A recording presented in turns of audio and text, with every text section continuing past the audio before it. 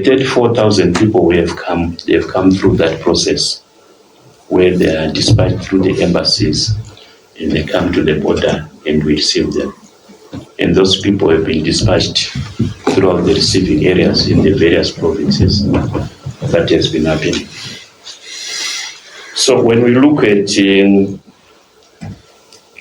what could be the challenges that we are still facing, the main challenge, honorable senators, is that of resources. We believe that for this process to be very smooth and efficient, we need adequate funding for food provisions. We continue to require support in terms of fuel, which is required for the buses to transport these people. And we may also need to consider the uptake from the reception rate centers in the provinces for these people to really find their way right to the place of choice where they want to go. There's been a consideration which perhaps you may need to take note of as committee. There's been a consideration that if these people are coming back, we need to assist them to the extent of giving them some startup. Startup could be anything like a cash. Startup could be anything like any other materials which can assist these people find their feet when they get home. So far, we have not received the resources which are enable us to give these people who are returning some cash startup. That has not been possible. But I want to indicate that when the problem started initially, an international organization, the IOM, it considered coming up with some support mechanism which was going to be able to facilitate to give people some startup. But later on, I think they discovered that because of the numbers, it was going to be very difficult to cope up. So it's an issue which is still on the table to say when our people are returning, what assistance can we give them in terms of startup?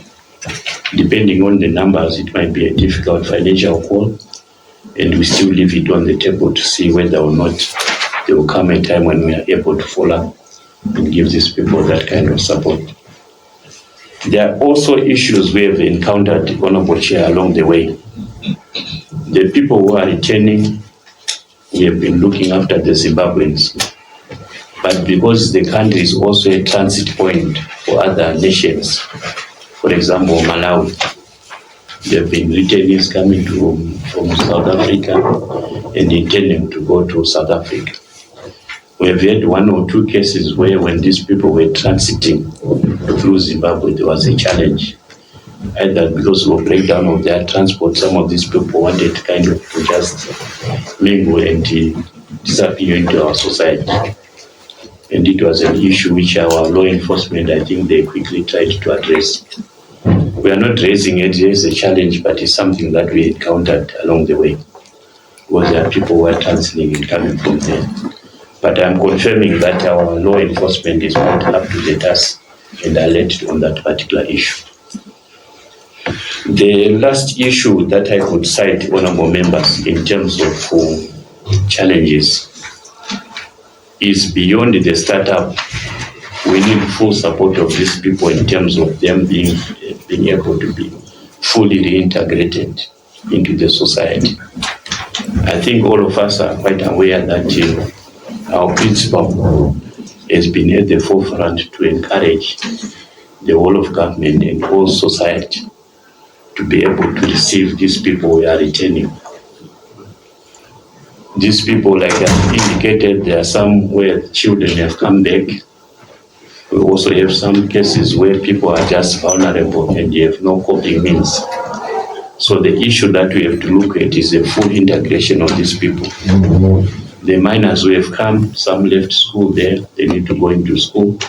And it's an issue that all our ministries as government are being encouraged to look at. Like I'm saying, the president has been at the forefront for us to be receptive to these people. And it's an issue that we would want to continue encouraging. So I think, honorable senators, the main issue that we need to look at is the coordination and the whole of government approach, where not just government, but even civil society, our churches, our traditional leaders, and everybody else needs to be open-minded and be able to receive these people who are coming. On the part of government, I think we have done sufficiently well in terms of receiving these people. Of course, there are these issues, like I indicated, we get a sense that there are still a number who still require assistance in South Africa. And I'm sure the Ministry of Foreign Affairs is on top of the situation to look into that. So I wanted to perhaps share with your indulgence to stop here and ask my colleagues to chip in if you allow them. Thank you, Bakunaka. Yes, you can come in now. Thank you very much, and thank you very much, honorable senators. I'm sure, let me also give a context, like what P.S. Kunaka has said. The Civil Protection Act that we administer says that in Section 2, when there is an influx of refugees or an influx of returnees, this becomes a disaster. It doesn't require His Excellency to declare a state of disaster because it's already defined in the statutes. And I am sure this repatriation and reintegration of our people is actually threatening the well-being of our people who are returning and even the current host communities. And I am happy that P.S. Kunaka has talked about two approaches. He has talked about the government-assisted returnees, and the second one, which has got a larger volume of people coming back, are the self-repatriated citizens of Zimbabwe. So there are two approaches to all this, and we'll deal with the numbers when we come to the statistics. And I'm sure what P.S. Kunaka was said, yes, our people have lost livelihood. Some had welding machines, but because they were ferried in a hurry, they couldn't carry some of their equipment. That's another area. But we have people who have been in South Africa for more than 13, 20 years, and some have got pensions, injury-on-duty pensions, which they were earning in that area, and some have worked formally in various sectors. Again, the pensions is one of those issues that they've also lost, and I'm sure Foreign Affairs will not wait like Wenela. When you try to look for people who worked under Wenela, they have disappeared, some have died, and it will be really a problem. So allow me, Honorable Chairperson, that I use the Disaster Risk Management Register. And I'm sure, let me start with search and rescue, which P.S. Kunaka has talked about. I'm sure on search and rescue, it is the responsibility of Ministry of Foreign Affairs in that in all the 9 provinces, if not 10 of South Africa, we have consulate services who are registering our people. And I'm happy that again, deportation has since been suspended as people now voluntarily come back home. We can no longer have people being taken to Lindela, which is the prison in South Africa, except them being led by the police officers to our consulates in the various provinces that I have mentioned. And I'm sure when we come to Beitbridge again, this is where again this is our main center in Zimbabwe, and this is again where search and rescue is done, even the screening of the people, because when you look at some of the people, it's not only Beitbridge that we look at. There are about 5 in Matabeleland South, Mokeng, Mlambapele, and so forth and so forth. Again, these are entry points into Zimbabwe. And some people are now jumping the border, coming back to Zimbabwe. And you will see that they also hesitate to have their fingers taken for other reasons. And that creates a lot of discomfort. Since this is the thematic committee on peace and security, those are some of the issues. Some just come and dump their people in Zimbabwe and they cross back again to South Africa. So in this whole issue, there is a standing cabinet committee on environment, emergency preparedness, disaster prevention and management. It has got 19 ministries, and these 19 ministries chaired by local government, they must come up with some decisions in all the issues PS Kunaka was saying about. And the response, I think he has said it very well. I'm sure for now, with the assistance of partners and corporates, we have added a pair of hands at Beitbridge. If you go there now, there is sanity. And the numbers now that they are dwindling from South Africa, for now, I think we have done a lot in clearing some of the issues. You would find that we send about 18 more officers to Beitbridge under the auspices of the Higher Life Foundation, who are paying for the welfare of those people, and they did a wonderful job. So the congestion that we used to have at our center with a capacity of 300 people, I think if you go there, you can actually smile as our people who always look at the way government operates. So I'm happy that PS Kunaka has talked about community reintegration and resilience building. I think this is where we have the biggest challenge.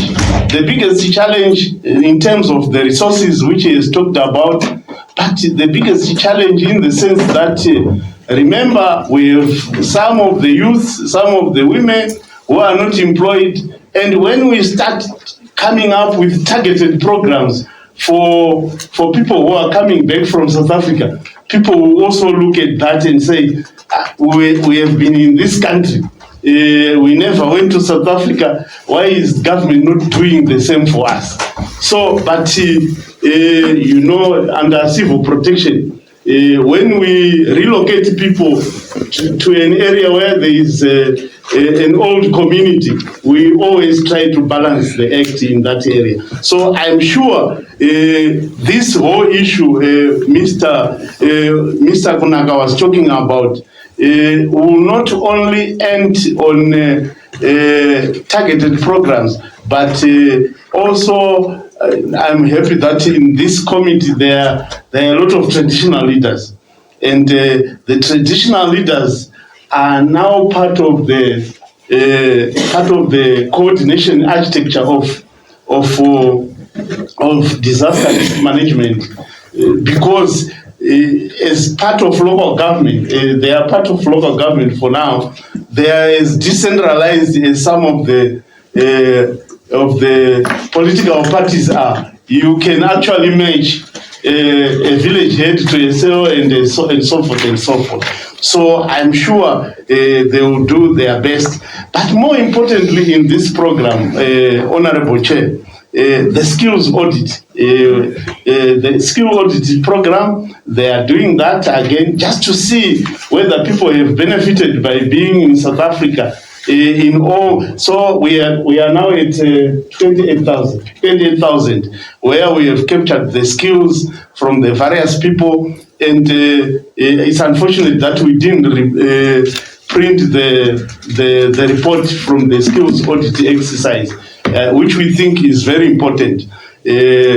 But in his presentation, he has talked about social reintegration, economic reintegration, and cultural reintegration. Remember, there are people who were born in South Africa. They were socialized in that kind of society, but when they come here, it is the duty of our traditional leaders to ensure that we do that. Then on coordination, we are by virtue of being local government and civil protection, we are the coordinators of this program. All the 19 ministries, with Honorable Ndudzo representing the 10 provincial ministers of state, he is part of this committee. And I'm sure when it comes to coordination, being a PS, when it comes to coordination, yours truly can actually talk to Wazimunga on what to do on this area. And we are not recreating or reinventing the wheel, because the architecture that we used during Cyclone Idai is the architecture that we are using. We are just tweaking it. During COVID-19 is the same architecture, and we just see who is the lead agents in that process. So I'm sure you can actually share the architecture with the chairman on page 5. You can give him the chair. On page 5. That's the architecture. We look at government departments, MDAs, and the development partners and cooperating partners. It talks to that. So, and in the creation of the 10 committees, Honorable Chair, we have created 10 committees to ensure that in our coordination efforts, we touch on each and every issue. If you look at information and data management, and what they do is their data analysis and the daily situation report. Social protection, he has talked about that. Logistics and transport, including catering services, I'm sure he has talked about. But on transport, we were assisted by various corporates. Bridging Gap. The Bridging Gap is now around 158 buses, the Stallion Cruise, which they've hired for us. And you look at Intratech, they've given us 20,000 liters. You look at Forge Construction, they've given us how many? 30,000 liters. So I'm sure what's important is to use the intended, the donations for the intended purpose. And to date, we have 416 that have left, 416 buses that have left Beitbridge to various 10 provinces of this country. Health and WASH, I'm sure we have a clinic which is operating 24/7 at Beitbridge. But from what PS Kunaka was saying, there is need to replenish some of the, especially issues in the farmers. They need to be replenished, and that clinic is. We are also being assisted by MSF and WHO to attend to some of the issues. And for now, they are only diarrheal diseases which are common, and the respiratory issues. And the respiratory issues, we are in winter, and people need warm clothes. And I'm happy that the ruling party has given us 2,000 blankets, and these are the 2,000 blankets that we are using. Doves has given us 110 blankets, and these are the blankets that we are also using. Border management is very important. Infrastructure, we have improvised by putting some tents. Security, this is very important.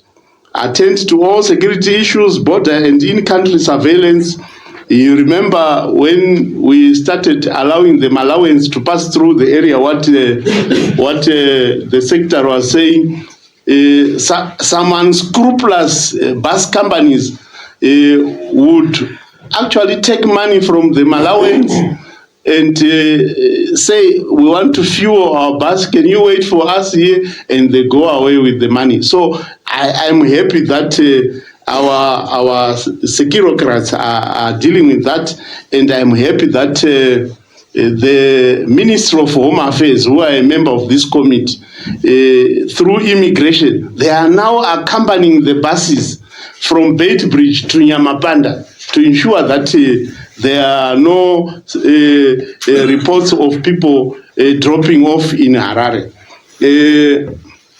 Coordination and resources. I'm sure our register is, unfortunately, we also didn't bring it here. You can actually see who is giving us, from Angel of Hope to the last well-wisher who has donated towards this common cause. Communication and advocacy. This one requires to do a lot, in the sense that we need to communicate with our relatives in South Africa that we don't want to lose lives. We don't want to deal with a disaster within a disaster. If the people say you must leave, they must leave. I know of 2 cases of people who were not documented and who died along the way from Cape Town to Beitbridge.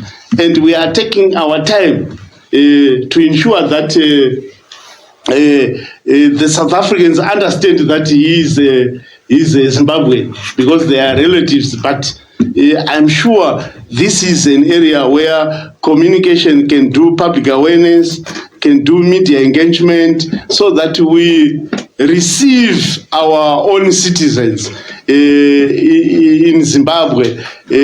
I know in towns it might be difficult, but if they go to the rural areas where there are no sub deals, because Communal Act says if one vacates his place for 7 years, that place can be parceled, and I'm sure there are no conflicts of that. Government support in South Africa, I think Honorable P.S. Kunaka has talked about. The reception center has talked about. Plumtree Reception Center, for now it has received 639 at Plumtree, but we want to ensure that we deploy officers to all the Maitengwe and everything, all the entry points, so that people do not use undesignated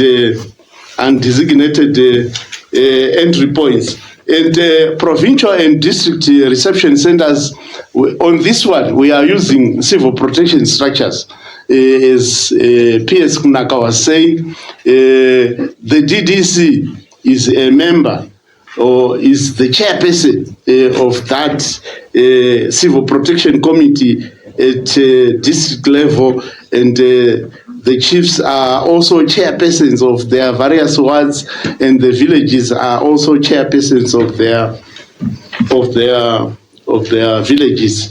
Statistics, as I said, Honorable Chair, we are now at 111,887 citizens from South Africa using the 2 approaches, government assisted and those who are volunteering to come to Zimbabwe.